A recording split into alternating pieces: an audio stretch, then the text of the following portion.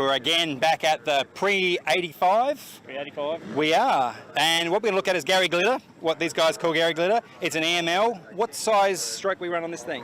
It's 880. An 880. It 880 was cc. a 750 kit, or? It came from the UK with an 840 kit, and when I blew it up the first time? Yeah, we decided to do a rephase and put a big bore kit on it to 880. So you phased the two pistons to run 277 degrees. 277, beautiful. Okay, and was that running that before, or was just running a standard config? No, it was 360 before. Yep. So same bottom end, new top end, you just phased it. Yep. Did you phase it yourself, or did someone else do that for you? My friend Matt Maloney did the crankshaft for me. Good old Matt Maloney, yes. Yeah. Yes, he's a bit of an engineering genius at some points. But this is the original frame. Yes. Obviously, original 70s kind of get up. It's a 1981 model. Oh, it's rebuilt. Okay. So it's a bit behind your time with the glitter. Yeah. It's rebuilt in the UK for a German Grand Prix for twin shocks. Yep. By Paul Bowsley, who lives in Reading in the UK. And he put it up for sale and I bought it. Now, I remember at the 14 bulk nutrients title. Yes.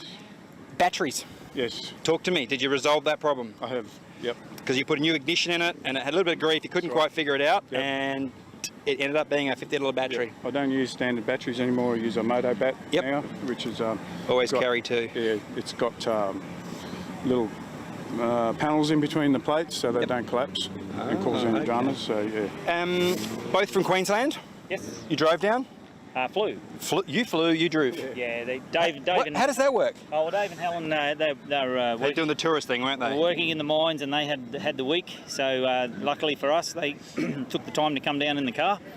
Nice trailer here behind us. Yes. And so Debbie and I run our own business, so we had to leave 2 o'clock yesterday, jump on a plane, we're here. I love fly-ins, I've done it a few times. Yeah. You hope and pray they've got everything you need, but it's beautiful just doing the rock star, isn't it? Just, it is, hello, that's right, and then 4 o'clock, he can wash the bike, I'm out of here. And the way we're going, we'll win a bit of prize money, we might helicopter it back to the airport. Exactly. Well, you're currently, I reckon, in the top 3, so you reckon a podium at least.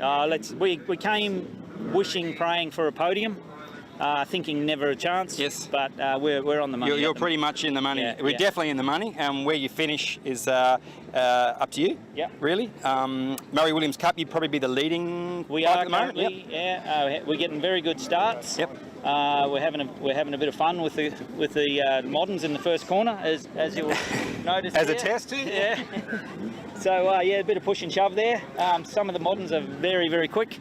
And they've got the suspension. We're running pre-85 and we're wallowing away out there. But so you're running a 4 or 5 inch on the rear for travel? Yeah, don't quote me on the exact...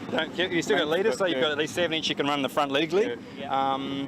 You're not running so it's an air-cooled motor, so you're really just running an oil cooler in this. Yeah. Yep. And you're running, well, obviously 36 mil carbs, 34 mil carbs. 34s. Beautiful. So keep it simple. Yeah. Usually works, I think, for most times. Yeah. What I did want to say is that the Murray Williams Cup, people didn't understand it, is all the eras racing back to back to back. So for you guys to be even competing with the moderns is excellent. But the way you guys turned around from the first one to the next race, I think is what got you. The other guys got a bit caught out. You know, they're huffing and puffing, and they didn't get their turnarounds. And you guys were gone. And they're still trying to kickstart bikes. But they got us back on the last leg. Yeah. We missed the flag, and we were still putting our gloves on when the gate dropped. Don't do it. Always be prepared. Well, we were waiting for a 30-second call or something, but nothing came, and we missed it. So anyway, we're putting in a... No, we're not going to put in a protest. I don't do protests at this time of day, but that's okay. Anything you want to tell me about this bike that's standout? What do you love about riding this? Oh, just everything fits. It's when you sit on it, everything feels like it's meant to be where it is, and it's just a beautiful... That's not a standard EML seat tank combo. Right. It's a mock-up that they did in England. Yes. And it works very, very well for David. It's sort of modern. It's as you can see from Rocky's old bike over there, that's how it should be. Yep. How different is this from the Jumbos? Heavy. Heavier? Still heavy. Yep. Yes. Because they actually had airbag ones too for a while, or they had at least one that had an airbag in the rear. Right, with a torsion bar. Yeah. And well, there's also a torsion bar that EML tried. The torsion bar was going from the swing arm there to the swing arm here. So it would tip in? Yes. When the back wheel or the sidecar goes down, the back squats with it, so you don't get the walking, like coming down the main straight here, which is a bit scary. Yep.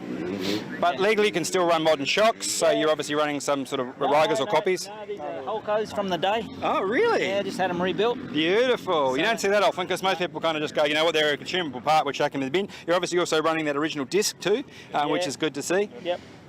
Yeah. We the brakes, if anything, on the bike, we're trying to keep it simple, keep it standard. There's no point in having classic as in the classic. That's the way I look at it. Yeah, it's you're kidding yourselves. A bit of a shock when you roll up on the start line and the boys next to you got a twin pot Brembo set up or something, and you're hanging away in the same class. Yeah. But anyway, hey, look, we come for fun. Yep. Well, you've travelled a long way. Queensland is not a small, well, for you, a little flight. It's but 22 hours on the road, and you're telling me it's taken you 5 days to get here? Yeah, because we made a few stops along the way. Made some visits with some old friends we haven't seen for a while. Yes. So, and the floods have been obviously playing a bit of havoc. A couple of with some detours. People, but you take the long way around. Yep. But it's good that you can come with your friends and your family and do a bit of a trip. That's right.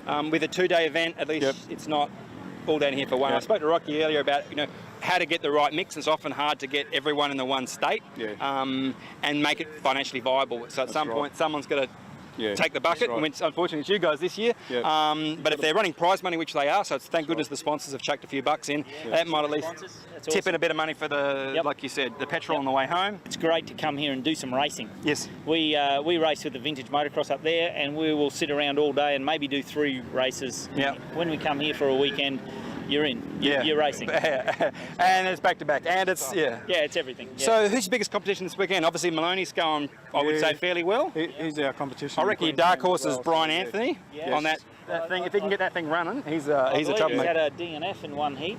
The first race he did finish, but I thought did he come top of field here, the last one? Yes, he did. Yeah, so he's back a pack and a 25-pointer. So yeah.